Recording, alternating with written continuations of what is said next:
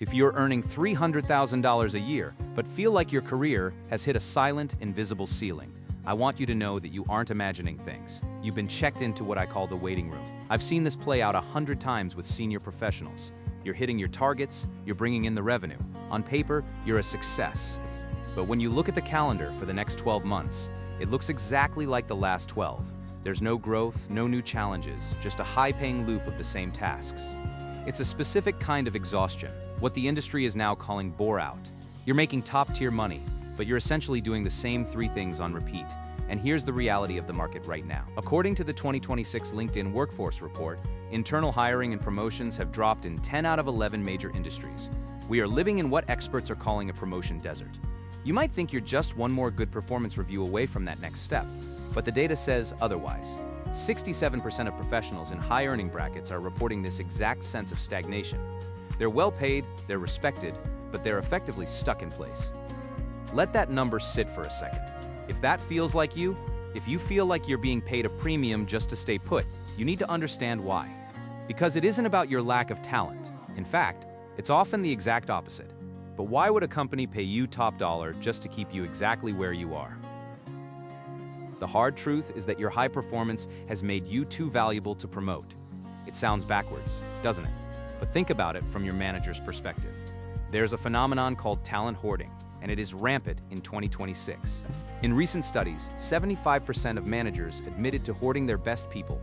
If you're a star player who keeps the department stable and hits every KPI, your manager has zero incentive to help you move up or out. If you move, they lose their stability. They lose the person who makes them look good. So they quietly block your mobility. They give you the raise, they give you the senior prefix, but they keep you in the same room. And it's not just your manager. The system itself is designed to keep you hoarded.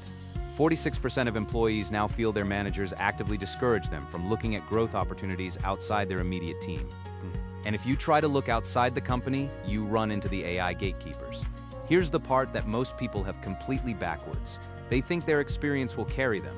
But 88% of HR managers now admit that their AI filters discard highly qualified candidates simply because they don't hit 100% of the keyword matches.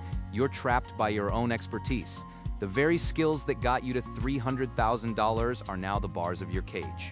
You're too expensive for a lateral move elsewhere, and you're too essential to be moved up where you are.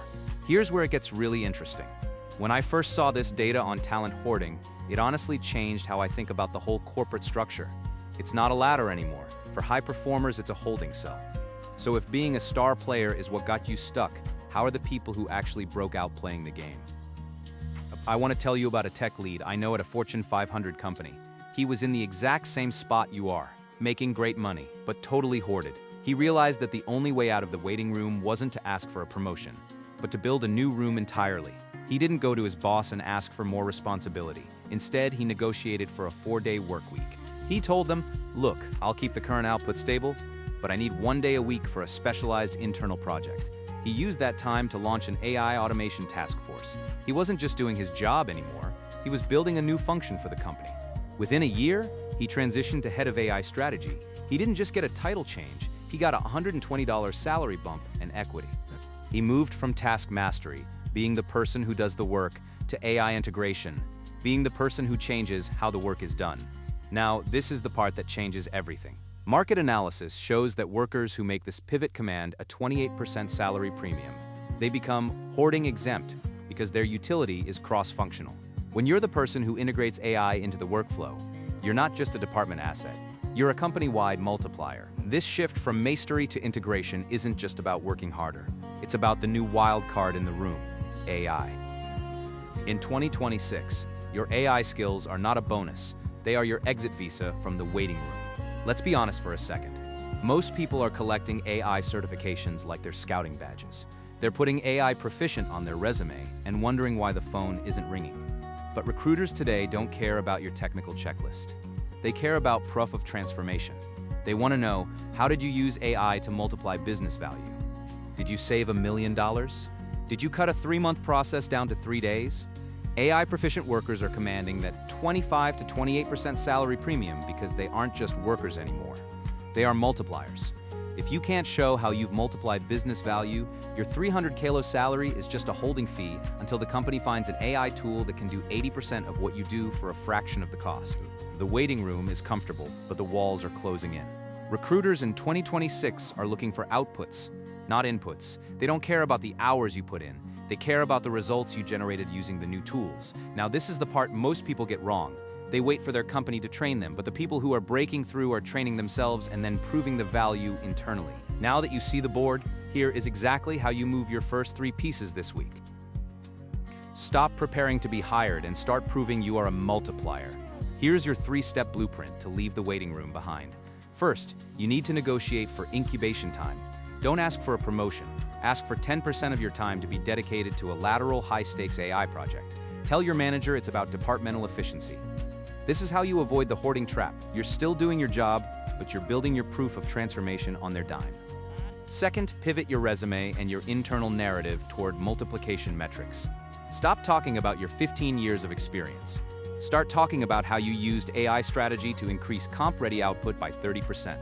Remember, executive interview cycles have stretched to 90 days. The fastest way to grow isn't a new job search. It's a lateral move into a high-impact AI role within your current sphere. Third, initiate just one lateral project that involves a different department. This breaks the hoarding spell. If the head of operations knows you can save them $500 with an AI integration, your manager can't keep you in a box anymore. This isn't easy, but the top 5% of talent who make this pivot see a 30% increase in compensation within 12 months. They aren't waiting for permission. They're building the key. The waiting room is only a prison if you're waiting for someone else to open the door. Go build the key. I know this is a lot to process, but I've seen it work. You have the talent, you have the experience. Now you just need to change the game you're playing. I'll be here to walk you through the next steps when you're ready.